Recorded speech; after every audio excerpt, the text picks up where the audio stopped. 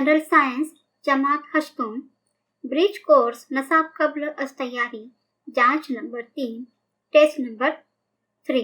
हश्तुम के general science के bridge course में कुल 24 सरगर्मियां थी, तो इन 24 सरगर्मियों पर यह तीसरी जांच है, जिसके लिए वक्त दिया गया है 1 घंटा और नंबर रखे गए हैं 30। सबसे पहले हम हिदायत देख लेते हैं। तो हिदायत में क्या क्या दिया है। तमाम सवालात हल करना लाजमी है, जहां जरूरी हो वहां नामजद शक्ल बनाना है। हर मुतबादिल सवाल के लिए सही जवाब का सिर्फ मुतबादिल नंबर लिखना है। आइए हम शुरू करते हैं जांच नंबर 3 सवाल नंबर 1। सही मुतबादिल मुंतखब करके जुमले मुकम्मल कीजिए। तो पहला है काबिल समात आवाज का ताल्लुक डैश होता है। यहाँ पर 4 मुतबादिल दिए हैं, जिसमें से एक सही है, तो सही वाला जवाब है अलिफ। 20 हर्ट्ज से 20,000 हर्ट्ज। दूसरा सवाल है आलू को अफवाह निकलने से बचाने के लिए डैश इस्तेमाल करते हैं। इसके भी 4 मुतबादिल है और सही मुतबादिल है जीम शुआ पाशी। तीसरा है कैल्शियम की कीमियाई अलामत डैश है। यहाँ भी 4 मुतबादिल है Ca, Cu, Cl, Cn, तो सही मुतबादिल क्या है अलिफ यानी Ca। तो कैल्शियम की कीमियाई अलामत क्या है Ca। पहला हुर्फ कैपिटल है और दूसरा हुर्फ स्मॉल है Ca। सवाल नंबर 2 है मंदरजे झैल सवालों के जवाब दीजिए। तो पहला सवाल है शक्ल में दिखाए गए तारों के झुरमुट को पहचानिए। अक्सर आप रात में इस तरह के तारों के झुरमुट को देखते होंगे। तो ये कौन सा झुरमुट है। तो यह है अकरब झुरमुट। सवाल नंबर 2 है दर्जे झैल मुअम्मा हल कीजिए। यहाँ पर अलिफ में दिया है पेट्रोलियम से हासिल होने वाली शय और बे से है एक मखलूत और बाजू में जुदोल दिया है, जिसे क्या करना है मुकम्मल करना है। तो पहला लफ्ज है पे, आखिरी लफ्ज है लाम। तो क्या हो सकता है पेट्रोल। पेट्रोलियम से क्या हासिल होती है शय पेट्रोल। तो पे, ई, टे, रे, वाव और लाम। अब दूसरा है एक मखलूत। तो ऊपर दिया है डाल और नीचे है लाम। तो क्या हो सकता है डीजल।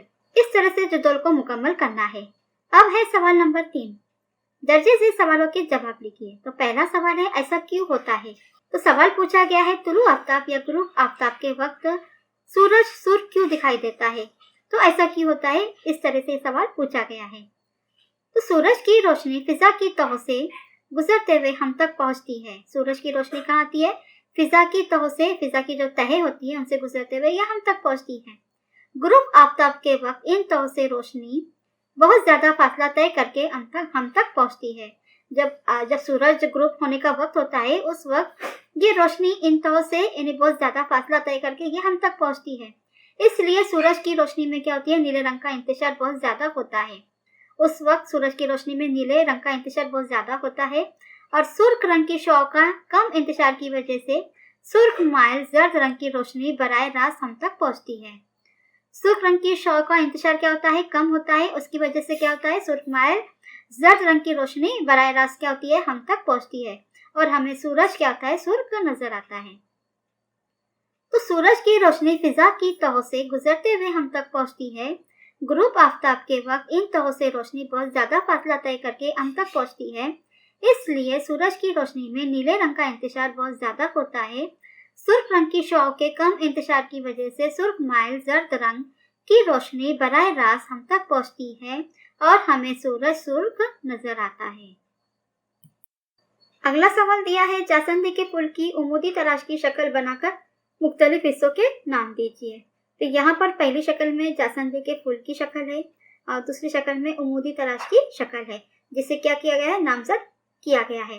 तो सबसे ऊपर है कलगी, जेरादान, पंखड़ी, डंटल। इस तरह से हमको बनानी है और शक्ल को नाम देना है।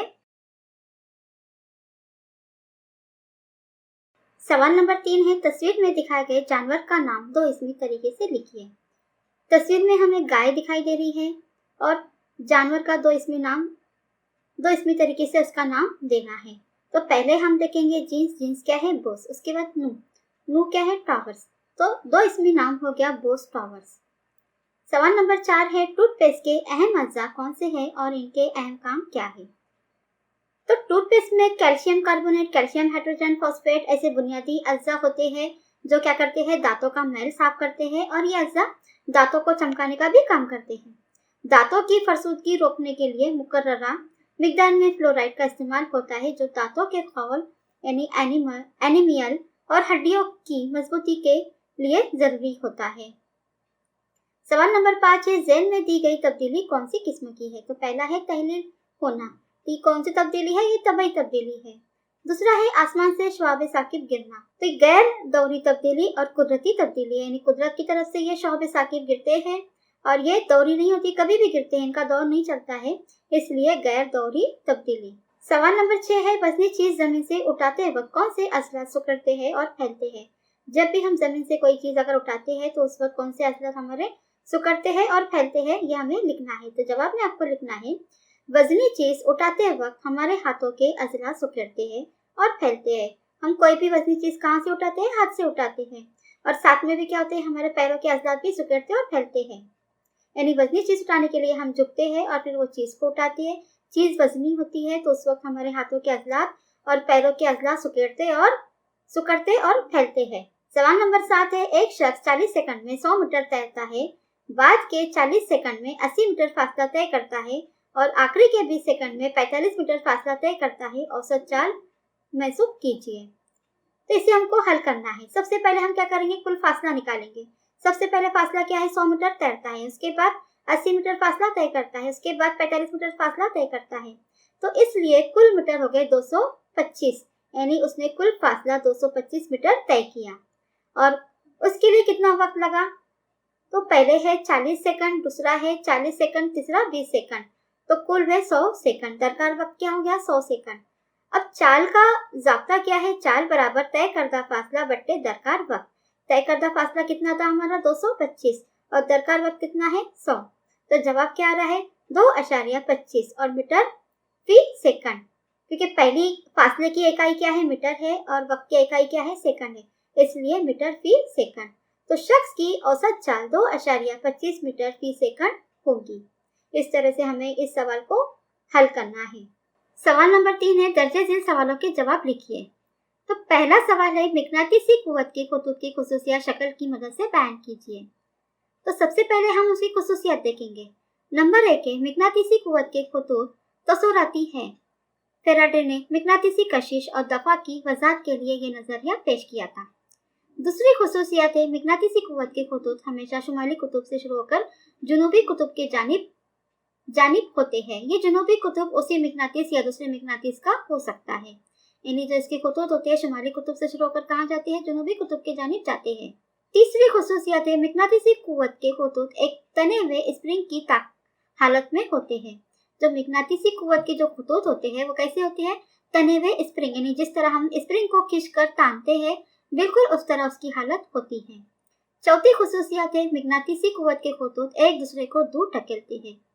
तो मकनातीसी कुव्वत के जो खतूत होते हैं वो क्या करते हैं? एक दूसरे को दूर ढकेलते हैं। पांचवी खुसूसियत है, मकनातीसी कुव्वत के खतूत एक दूसरे को कता नहीं करते, कभी भी एक दूसरे को कता नहीं करते। छठी खुसूसियत है, मकनातीसी कुव्वत के खतूत के किसी नुक्ते के करीब की तादाद इस जगह की मकनातीसी मैदान की शिद्दत तय करती है। यानी जो मकनातीसी कुव्वत के जो खतूत होते हैं किसी नुक्ते के जब करीब की तादाद उस जगह की क्या करते हैं? मकनातीसी मैदान की शिद्दत तय होती है। यहाँ पर ये दो शक्ल दिखाई दे रही है, इस शक्ल की यहाँ हमने खुसूसियत लिखना है। सवाल नंबर 2 है, दर्जे झेल जुदोल मुकम्मल कीजिए। यहाँ पर जुदोल दिया है, जुदोल में पहले खाने में दिया है शामिल अंसर का नाम, दूसरा है सालिमी ज़ाब्ता और तीसरा है मुरक्कब। मुरक्कब के खाने में पहला दिया है सल्फ्यूरिक एसिड, दूसरे खाने में धोने का सोडा यानी सोडियम कार्बोनेट और तीसरे खाने में दिया है शक्कर।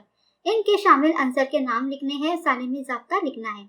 तो सबसे पहले हम सल्फ्यूरिक एसिड को देखते हैं। इसका सालिमी ज़ाब्ता क्या है? H2SO4। तो इसके अंदर क्या क्या है? हाइड्रोजन है, सल्फर है और ऑक्सीजन है। धोने का सोडा सोडियम कार्बोनेट, इसका सालिमी ज़ाब्ता क्या है? Na2CO3। क्या क्या है इसके अंदर? सोडियम है यानी Na sodium, C carbon, O oxygen. तीसरा है शक्कर, शक्कर का सालिमी ज़ाब्ता यानी ग्लूकोज का C12H22O11। क्या क्या है इसके अंदर? C carbon, H hydrogen, O oxygen. अभी आप समझ गए होंगे इनमें शामिल अंसर के नाम और सालिमी ज़ाब्ता।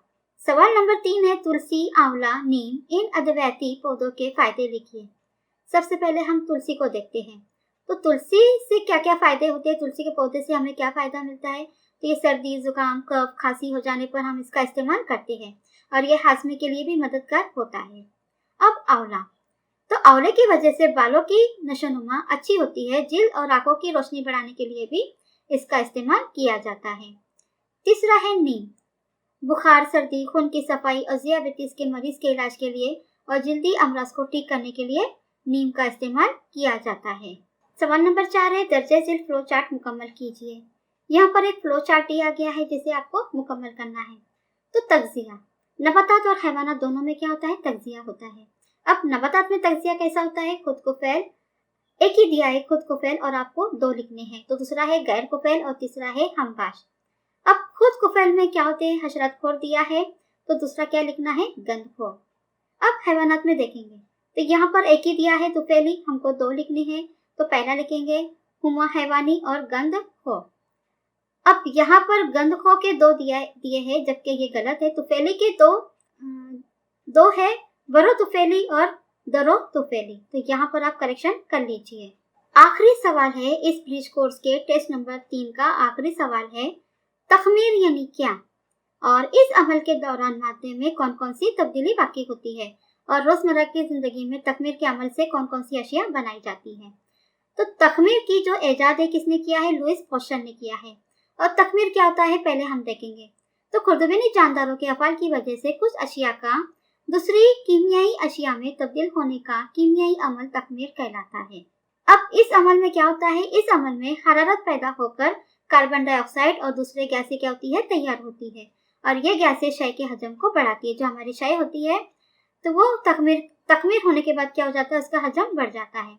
मसलन आपने पाव देखे होंगे जो मैदे से बनते हैं, छोटी सी रोटी होती है और जैसे ही उसको तखमीर करते हैं तो क्या होती है, वो उसके फूल जाती है, उसका हजम बढ़ जाता है। इडली के आटे को भी आपने फूलते हुए देखा होगा।